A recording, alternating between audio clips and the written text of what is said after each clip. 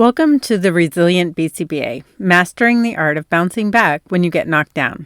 This is a topic that I'm really passionate about, as I have watched a number of truly great BCBAs consider leaving the field of ABA. I love the science, but it's hard work, and there are often competing contingencies that make reinforcement for doing the work complicated.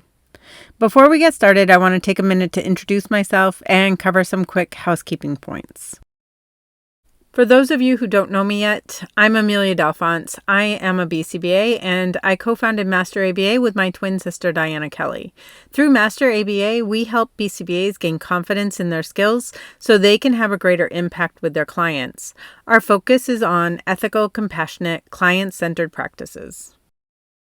This course is eligible for CEUs. You can earn one learning CEU for completing this course, but you must watch the videos all the way to the end. There will be a short quiz you must complete to receive your CEU certificate. Please update your number before you complete the quiz. This will ensure that your certificate populates correctly. You can find your certificate by logging into your account on Master ABA Academy. Scroll all the way to the bottom of the sidebar menu on the left side of your screen and click on My Certificates. If for some reason you miss a step or have any trouble with your certificate, email us at support@masteraba.com. We're happy to help with anything that you need. Before I dive in, I want to tell you about my first experiences with resiliency in the field. I was working for a community mental health center, providing direct services to autistic children and young adults in the community.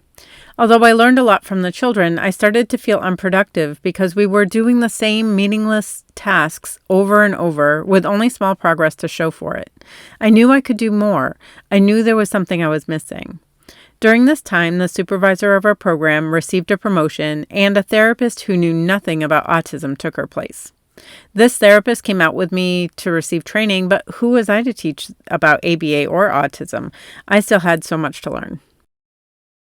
I started reading every book about autism and ABA that I could get my hands on. If I couldn't get help from my supervisor, I was going to figure this out on my own. I wanted fresh new ideas to help my kids. Finally, I decided that if I was going to spend the time reading and learning, I should get credit for it, and began my master's in ABA program through Ball State University with the goal of ultimately becoming certified as a BCBA. My work felt difficult and exhausting, and I spent all my non-work time taking care of my own kids or studying. Course by course, I got closer to my goals. The supervisor that I had helped to train left the agency, and our team was again left without a leader. I was asked to apply for the role of supervisor of the program and ultimately accepted the position, even though there was no real financial incentive and I knew the job was going to be a challenge. I firmly believe that you can't complain about a problem if you're not willing to do something to fix it. The previous supervisors knew little about autism or ABA. They had been therapists, but the team needed a leader who knew about the work they were doing. I started a difficult transition from coworker to leader of the staff. I received no training in how to supervise a team of direct care staff and relied on my experiences as an employee and a supervisee. At first, the staff were encouraging, but as I was pressured to enforce productivity expectations and other company-established rules, the staff became frustrated and started to leave. With increasing turmoil in the team, I constantly second-guessed my decision to pursue certification. I doubted my abilities in ABA, but also whether I could handle the responsibility of being a leader. To make matters worse, my BCBA supervisor blamed me for staff leaving. He was quick with criticism, but provided no guidance on how to improve my leadership skills. I had a decision to make. I could either continue to struggle on the path that I was on or go back to providing direct care. I wasn't making more money as a supervisor than I was providing direct care. I couldn't see a good reason to continue, yet I was reluctant to give up. The ABA program at Ball State included a course on supervision, so I spoke with my advisor to see if I could take that course earlier in the sequence, but I was told that I couldn't. The supervision course was the last course in the sequence, and I wouldn't be taking it for over a year. I needed to figure out a way to get through the next year and improve my skills as a supervisor and leader, or admit failure and quit altogether. Along with my ABA coursework, I dug deep into learning the skills I needed to overcome this failure and become a better supervisor. I read Failing Forward, Turning Mistakes into Stepping Stones for Success by John Maxwell and Being Wrong by Katherine Schultz, as well as Bringing Out the Best in People by Aubrey Daniels. In addition to my master's coursework, my full-time job leading the floundering team, and raising my 2 kids, I took on the task of learning how to be resilient so I wouldn't let these experiences drive me away from the field I was excited to get into. As BCBAs, our careers are extremely rewarding, but also come with significant challenges that could potentially derail our progress if we aren't careful. Whether it's obstacles implementing programs, difficulties achieving outcomes for clients, issues with insurance approval, or burnout from the demanding nature of the work, there are many hurdles we face on a regular basis. If we're not resilient, these roadblocks could cause us to lose motivation and abandon the important career goals over time. However, with resilience, we have the power to overcome setbacks and continue moving forward even when faced with adversity. Resilience involves adapting well to challenges and bouncing back from difficulties so that we can sustain our efforts towards achieving career milestones and objectives for the long haul. Research shows that resilient professionals are able to recover from challenges and maintain drive and determination in their careers over many years. In this training, we will focus on strengthening our individual resilience so we can achieve our career goals as a BCBA, even when we hit obstacles. We will explore what resilience is, identify common career stressors in our field, and learn evidence-based strategies to help us adapt and persevere through challenges. By developing resilient skills, we will be empowered to sustain our motivation and effort towards promotions, leadership roles, starting private practices, advancing behavior analysis as a field, and other career aspirations. There's no doubt that each one of you is resilient. You have to be to meet all the requirements of becoming certified as a BCBA. I'm also sure that each and every one of you has stories of when you wanted to quit. Most of the trainees I have worked with over the years experience a point in their journey where they start to question if they are on the right path. It's common for us to experience obstacles and roadblocks in our career. Today we are going to talk about how to bounce back when those obstacles knock you down. I'm excited to provide you all with the practical tools to boost your resilience. After today, you will leave with an action plan to apply these skills to your unique career journey. Let's get started on cultivating resilience together. By the end of this course, you will define resilience in the context of a BCBA's professional career and explain its significance in achieving long-term career goals and navigating the challenges unique to the field of behavior analysis. You will identify common professional obstacles and stressors that BCBAs encounter and discuss how these challenges can impact motivation, performance, and career trajectory. You will explore and evaluate evidence-based strategies and techniques that can enhance a BCBA's resilience, including self-management strategies. And you will develop a personalized resilience action plan that you can implement in your professional life, enabling you to proactively address future challenges, sustain your career efforts, and achieve your professional aspirations as a BCBA. Resilience is commonly defined as the capacity to recover quickly from difficulties. It is a form of mental toughness and allows an individual to rebound from setbacks, adapt to change, and keep going in the face of adversity. Resilience is not just about enduring challenges, but also involves growth, learning from experience, and becoming stronger.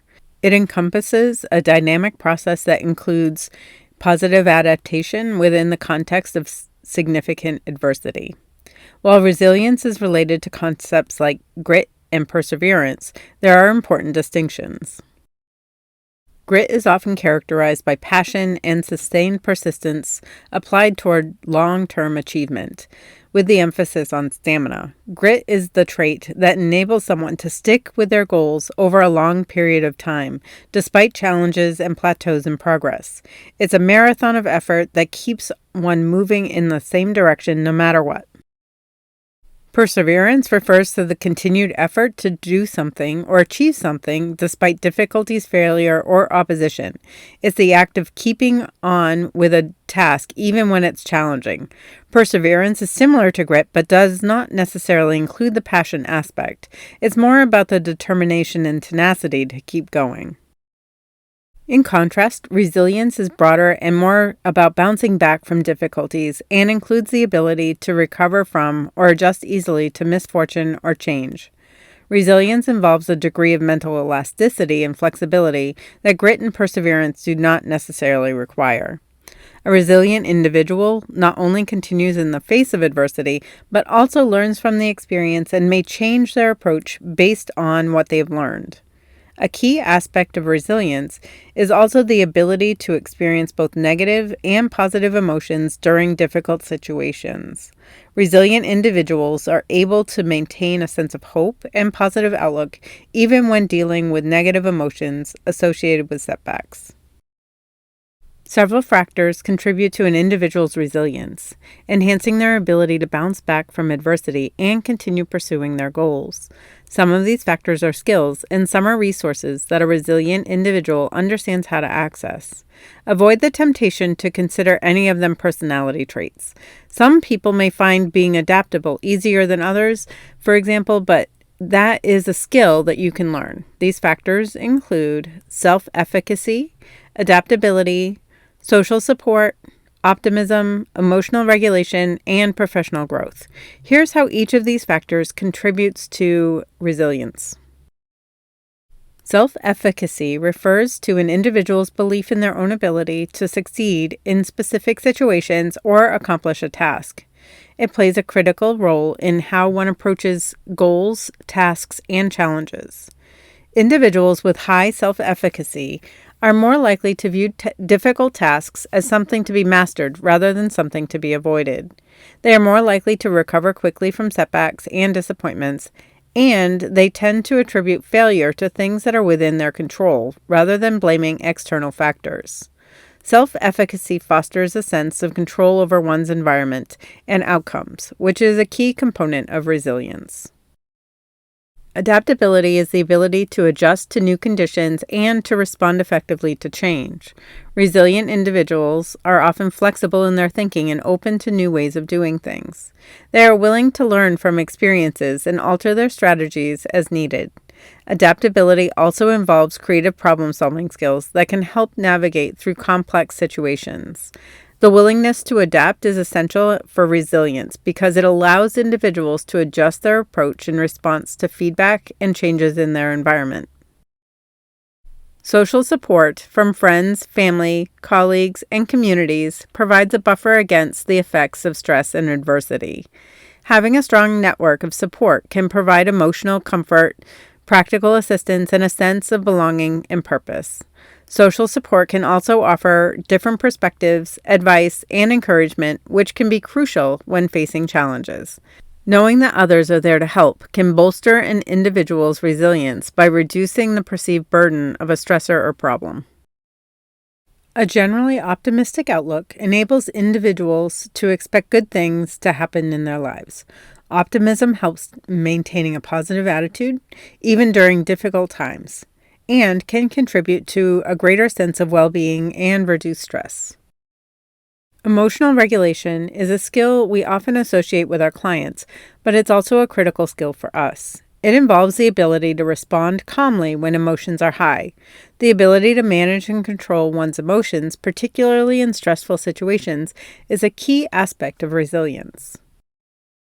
And finally, professional growth. Resilience is not just about bouncing back. It's also about growing from experiences.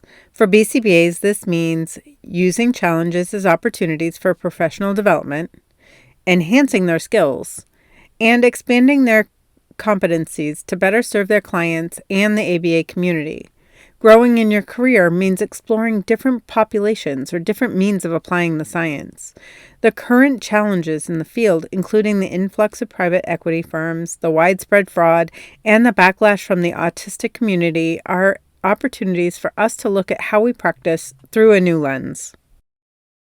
Resiliency is especially critical to your success as a BCBA due to the unique and often demanding challenges associated with the profession. The role of a BCBA involves working with individuals who have diverse and complex behavioral needs, which can present a variety of stressors and potential setbacks.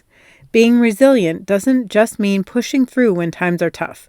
It's also about adapting and making the most out of a challenging situation. In 2019, I moved to Florida to be near family and sunshine. I accepted a position as clinic director for a large for-profit company. I hadn't worked for a for-profit company since 1996, and the experience was a shock to my system. I found that I couldn't continue to work for a company whose values were so diametrically opposed to my own. The only nonprofit ABA program was an hour away from where I was living. Again, I found myself with choices. I could persevere with the for-profit clinic, earning an income that was comfortable for my family.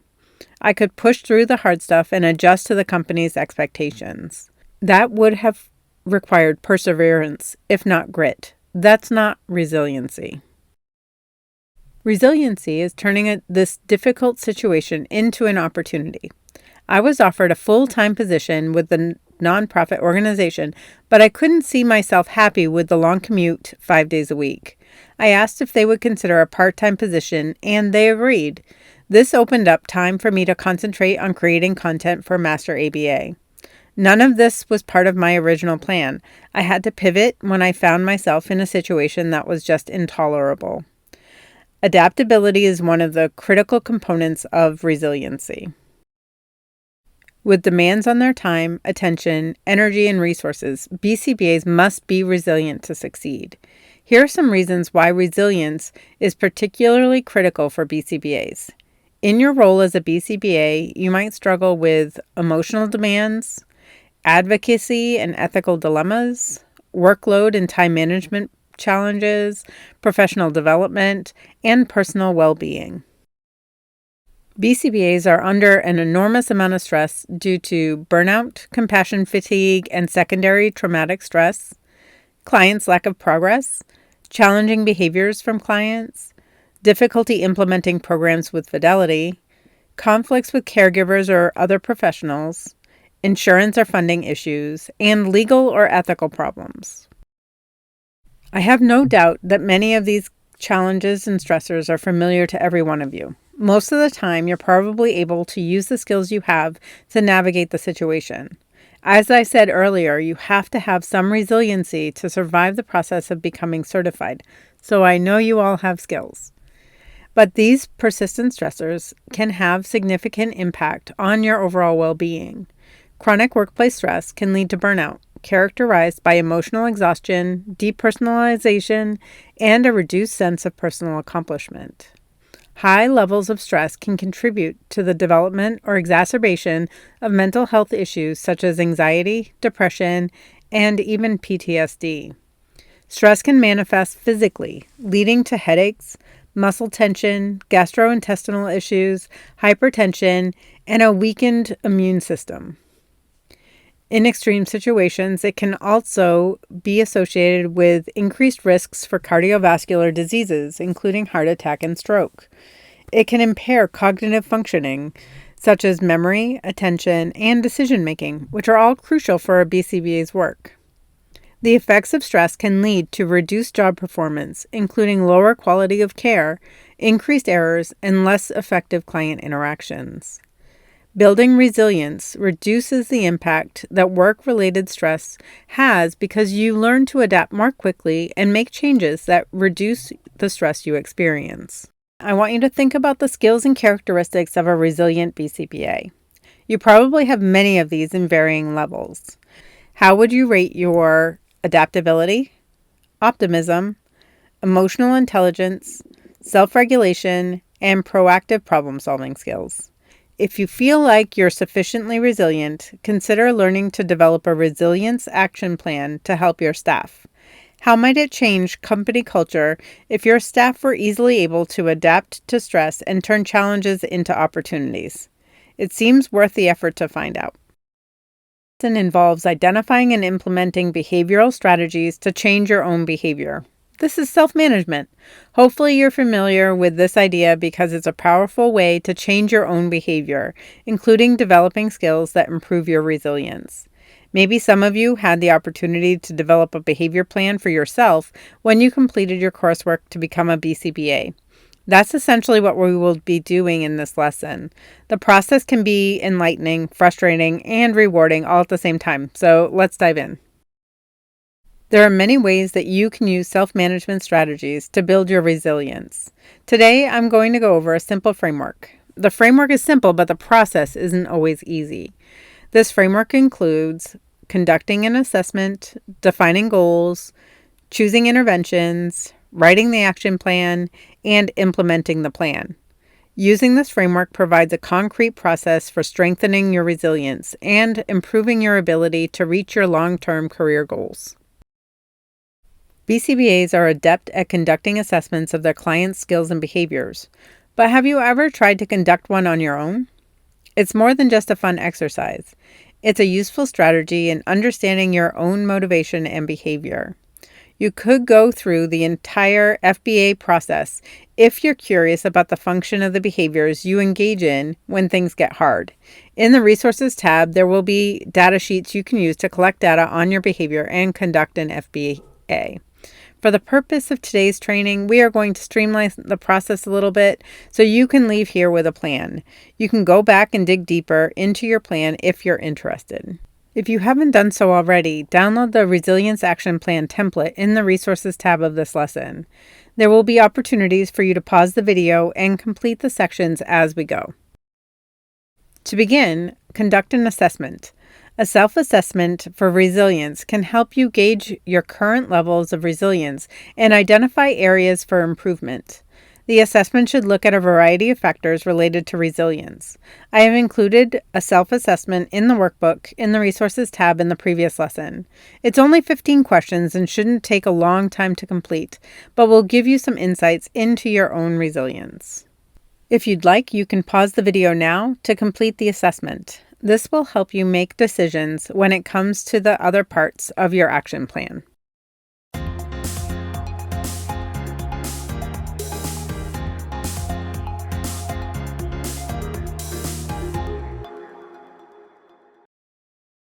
Next, establish SMART goals for your action plan. Identify specific behaviors for increase or decrease.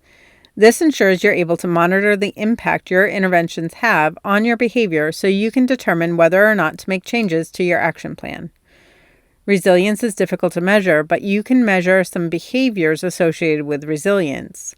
Set goals to increase some of these behaviors while decreasing behaviors that get in your way.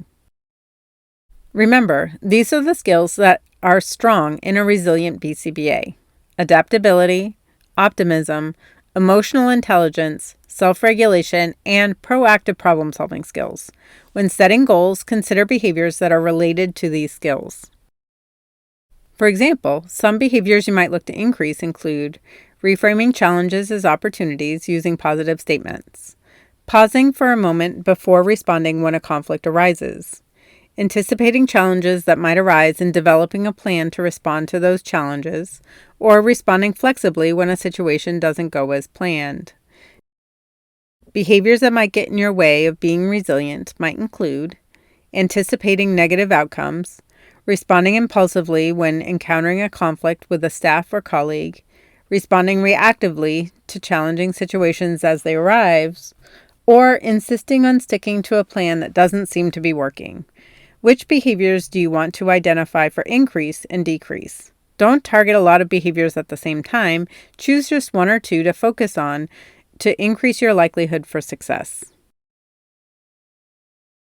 Write your goals so they are SMART. You know the drill. SMART goals are specific, measurable, achievable, relevant, and time-bound. Don't skimp on writing your goals. There's a lot of evidence that shows that actually writing goals down makes you far more likely to achieve them.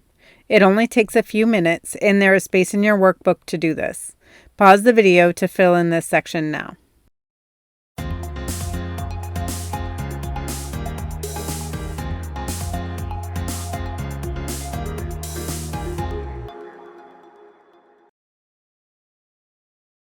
Then, once you know what behaviors you want to change, choose interventions. When choosing interventions to improve your resilience, it's important to select strategies that are evidence-based, personalized, and sustainable over time. When utilizing self-management strategies to create a plan, include strategies for self-monitoring, behavioral strategies, and self-administered reinforcement. Let's talk about some behavioral strategies that are effective in building resilience and strengthening the skills you choose to target. These include reframing challenges, altering the environment, mindfulness, self-care, seeking social supports, adaptive problem solving, and self-reinforcement. These strategies might look a little different than the behavioral strategies you're used to using with clients. This can make them feel a little uncomfortable, but we will talk about each one a little so you can understand how they work. Let's talk about reframing is one of the most valuable tools you can use in your self-management toolbox, but it takes some practice to get good at it. It involves altering the way you perceive a situation to view it in a more positive or manageable light. You can use reframing to shift focus from viewing problems as insurmountable to seeing them as opportunities for growth and learning. Change negative self-talk into positive affirmations, which can help increase confidence and reduce stress. Recognize that setbacks are often temporary and do not define your ability or worth as a professional. And identify and challenge cognitive distortions, such as all or nothing thinking or overgeneralization, that can exacerbate stress. Let me use an example that just happened to me. I submitted a treatment plan to Medicaid for one of my more challenging clients. The reviewer pended the authorization for more information, stating that, quote, tolerating wasn't considered medically necessary, and I had several goals for tolerating hygiene tasks, since he won't allow anyone to wash him, brush his teeth, or cut his hair. This made me feel exceptionally frustrated since these goals have been in place for the past 2 authorization periods, and we had made measurable progress toward them. This situation presents a challenge. I could leave it at that and complain or vent about it to others. A better response would be able to reframe the situation into something more positive. To do this, I need to think about benefits that could come from this situation. I have to be honest with myself about this, or the strategy won't be effective. I might consider adding this example to my course on medical necessity, or I could use it as an opportunity to push the learner toward greater independence. I can choose to view this as an opportunity to reword his goals to go beyond tolerating these tasks. Maybe my terminology was holding him back from learning to do these tasks himself. What would you tell yourself if this happened to you? Altering the environment involves creating an environment that sets yourself up for success. Surround yourself with things that are motivating and eliminate those things that drag you down. Organize your physical environment to optimize it for efficiency to allow you to get the most done in the time you have available. How you alter the environment depends a lot on the goals that you define. Ask yourself, how does the environment impact my ability to reach my goals? What elements can be added to the environment that will help me reach my goals? What elements can be removed from the environment that are standing in the way of me achieving my goals? Consider adding an environmental trigger that prompts you to act on your goal. This could be as simple as a sticky note to yourself or hanging a picture on the wall that cues a specific behavior. This doesn't need to be something that will alert everyone around you to what you're doing. This action plan is something that is personal to you, and you don't need to share it with everyone around you unless you choose to. For example, if your goal was to reframe your challenges into opportunities, you could hang a picture of a beautiful house on the wall. You can then remind yourself that the house was once a pile of lumber that was then framed into this beautiful structure. If someone was able to turn lumber into that home, you can reframe some of the challenges you encounter into opportunities. Seeing the picture can serve as a visual prompt for your targeted behavior. Mindfulness is similar to reframing in that it involves your private events, so it might feel a little uncomfortable. Practicing mindfulness can help you stay present and engaged with your current experiences, reducing rumination on past events or anxiety about the future. Research in the fields of psychology and management blend mindfulness with metacognitive processes. Metacognition is your awareness of your own learning processes. Metacognition allows you to choose effective learning strategies. When combined with mindfulness, these skills support your ability to respond intentionally to challenging situations and adapt as your skills improve.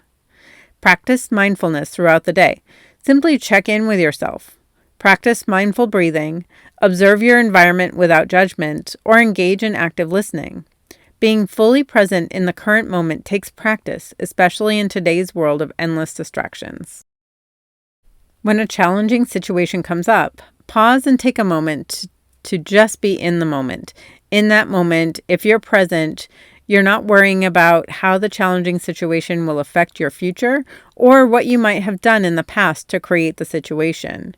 By being fully present in the moment, you can see the situation for what it is. I find this an especially useful practice when dealing with feedback that feels negative to me. For example, everyone taking the courses I create has an opportunity to complete a survey. This is intended to help me improve not only the information that I provide, but also my skills as a presenter, which need a lot of work. Depending on the way that feedback is written or other variables going on in my day, corrective feedback might be more challenging to accept. By taking a moment to be present, I can see the feedback more clearly for what it is. I'm not thinking about all the work that went into creating the course or what steps I'm going to need to take to respond to the feedback. I'm just seeing the feedback as one person's opinion and an opportunity to improve my skills. The same strategies apply when dealing with conflict with others. Pause before responding. Be present in the moment. Consider responding to just the present moment rather than dragging in all the past experiences with that person. Self-care is a hot topic recently, and for good reason. BCBAs often work themselves into a state of complete burnout. Our culture idolizes pushing yourself to achieve more, work harder, and keep going through any hardships that arise. Practicing regular self-care directly impacts your ability to provide high-quality care to clients. This can include adequate sleep, nutrition, and exercise.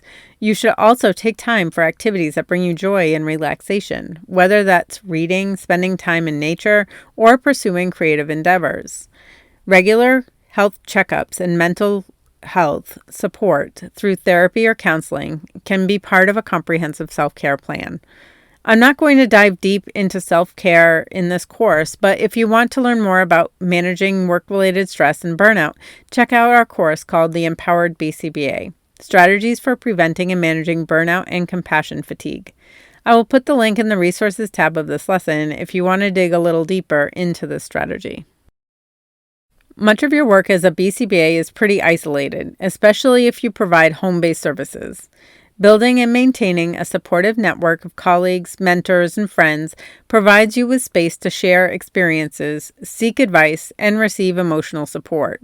Peer consultation groups or professional associations can offer opportunities for collaboration and camaraderie, reducing feelings of isolation. Social support outside of work, including family and friends, can offer different perspectives and a respite from professional stressors. There are many ways you can build professional social supports through a variety of channels, both in person and online.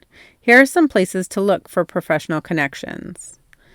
Professional associations such as Association for Behavior Analysis International, or ABAI, and state or regional ABA organizations can provide opportunities for networking and professional development. Look closely at the values of the professionals in charge of the organizations to ensure they align with your values. Conferences and workshops. Attending ABA conferences, workshops, and seminars is a great way to meet other professionals in the field, exchange ideas, and stay updated on the latest research and best practices while also earning needed CEUs. Local meetups and interest groups. Participating in local meetups or interest groups can provide a more informal setting for building relationships with peers who share similar professional interests. If you can't find one near you, think about starting one. online forums, and social media. Engaging in online forums, LinkedIn groups, Facebook groups, or Twitter chats related to behavior analysis can help BCBAs connect with a broader community and engage in discussions on various topics. Mentorship programs. Participating in mentorship programs, either as a mentor or a mentee, can build strong professional relationships and provide opportunities for learning and growth. Volunteering. Volunteering for committees or boards within professional organizations or for ABA-related community service projects can help build a network while contributing to the field. And peer consultation groups.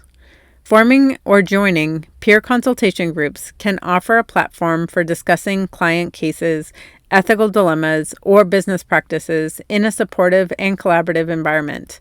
This isn't an exhaustive list. There are a number of ways to connect with BCBAs who share your values.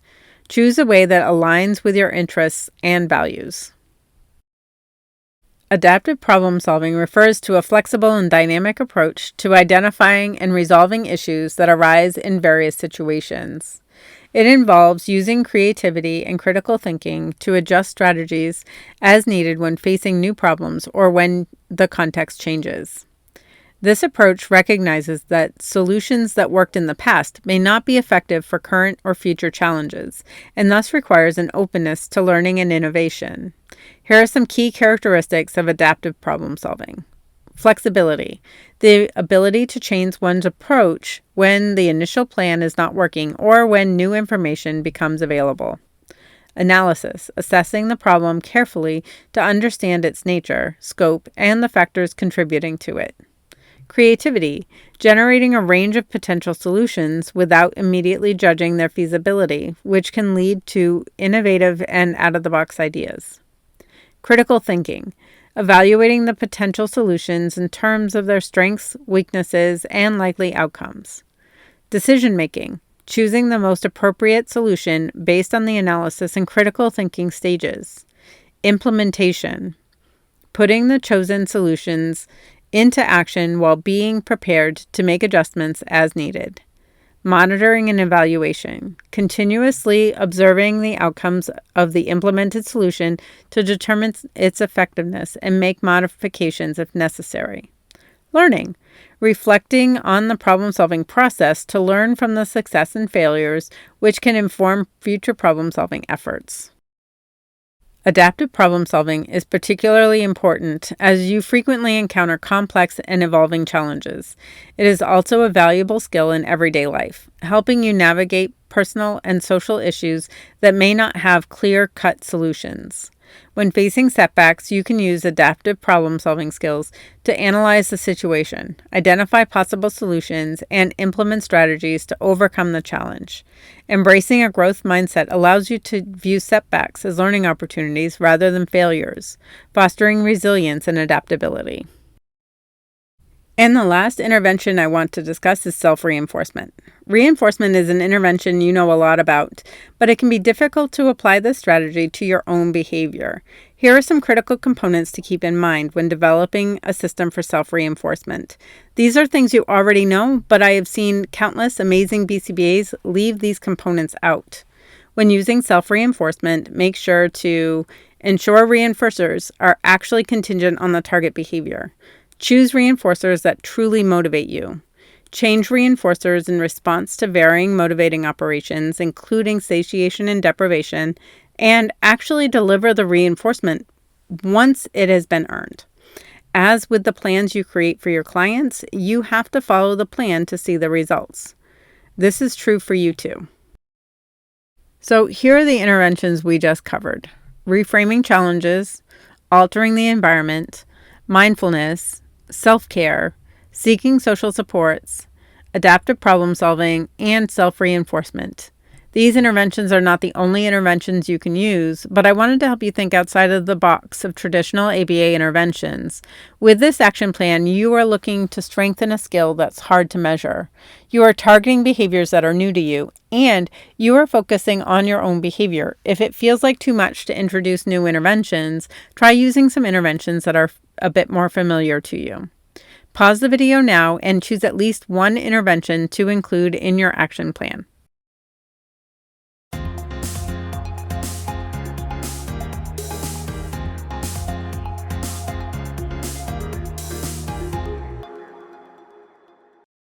The next step is to actually write the action plan. You're going to take all of the work that you've just done so far and turn it into an action plan. City planners and engineers create resiliency action plans to ensure a city is prepared to respond to both sudden and long-term stressors, such as natural disasters and global warming. Having a plan will help you determine how to respond as challenges arise. Your resiliency action plan will be on a much smaller scale, but should include intentional responses to both sudden and long-term stress. To create the action plan, you will leverage your strengths and plan for obstacles. This step is really about taking the work you've already done and putting it together in a brief written plan that you can act on. Your plan will include the goals you defined and the interventions you chose in the previous steps. If you haven't yet entered those pieces into your action plan, you can pause the video and do that now. Reflect on your personal strengths and how those strengths have helped you respond to situations in the past. What strategies have you used in the past that have helped you be resilient? Your plan should include these strategies that have worked for you already. Next, consider what obstacles you might encounter in your professional life. These include sudden challenges such as conflicts with coworkers, corrective feedback, or changes in requirements from insurance companies, and long-term stress such as billable hours, limited progress with clients, or the focus on profit over client care. Use the template in the Resources tab to create a document that's easy for you to reference when things get hard. If you're not a fan of the format of this template, go to Canva and create one that's more appealing to you. This should be a document that you enjoy looking at, so referring to it doesn't feel like a chore.